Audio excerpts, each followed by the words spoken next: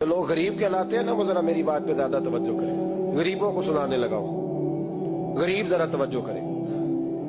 غسان کے بادشاہ نے اسلام قبول کر لیا اور اسلام قبول کرتے ہی وہ آئے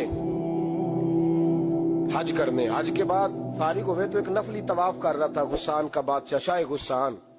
آج تو خانہ کعبہ میں بھی وی آئی پی پروٹوکول ملتا ہے. آج تو مسجد نبی میں بھی وی آئی پی پروٹوکول ہوتا ہے. یہاں آ کے بھی یہاں بھی اور دیکھتے صحیح کچھ کھڑا کہاں ہے.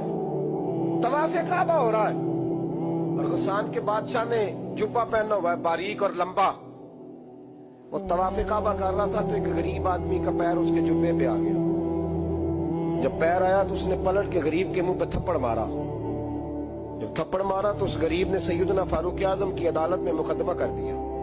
کہا بادشاہ نے تھپڑ مارا ہے. حضرت عمر فاروق رضی اللہ تعالیٰ انہوں نے بادشاہ کو بلایا. فرمایا تو نے اس غریب کو مارا ہے؟ کہا جناب اس نے پیر رکھا تھا. تو فرمایا پیر رکھا تھا تو کیا ہو گیا؟ تو نے کیوں لمبا جبہ پہنا تھا؟ تجھے سمٹ کے چلنا چاہیے تھا. کہا میرے لیے حکم کیا ہے؟ حضرت عمر کہنے لگے یہاں اسے رات میں راضی کر لے ورنہ صبح اسی جگہ اسی کونے میں خانہ کعبہ کے سائے میں وہ غریب تیرے منہ پہ تھپڑ مارے گا اور تجھے تھپڑ کھانا پڑے گا. غریبوں سنو سنو. ساری رات وہ غسان کا بادشاہ غریب کی منت کرتا رہا تو راضی ہو جا. جتنے غریب تن ہیں لباسوں سے دور دور اتنی ہی چادریں میں مزاروں سے چھین لوں اور جتنے غریب گھر ہیں اجالوں سے دور دور اتنی ہی روشنی میں ستاروں سے چھین لوں.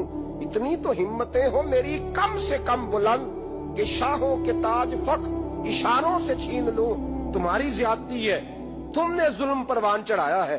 جب تم چودھری کے کہنے پر ایم این اے کے کہنے پہ راضی ہو جاتے ہو. جب اسے کہا نا راضی ہو جا تو وہ غریب کہنے لگا میں راضی ہو جاؤں اور کل تو کسی اور کو بھی تھپڑ مارے. فرمایا جتنی تیرے پاس دولت ہے لا کے قدموں میں رکھ. ہم دولتوں کی پرواہ اس لیے نہیں کرتے کہ ہم نے محمد عربی کا چہرہ دیکھا ہوا ہے. اب میری نگاہوں میں جچتا نہیں کوئی اس لیے کہ جیسے میرے محبوب ہے ویسا نہیں. ساری رات مناتا رہا.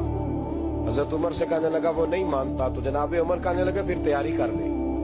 ہم بادشاہ نہیں دیکھیں گے دولت نہیں دیکھیں گے ہم رسول اللہ کا دین دیکھیں گے. ہم نبی پاک کا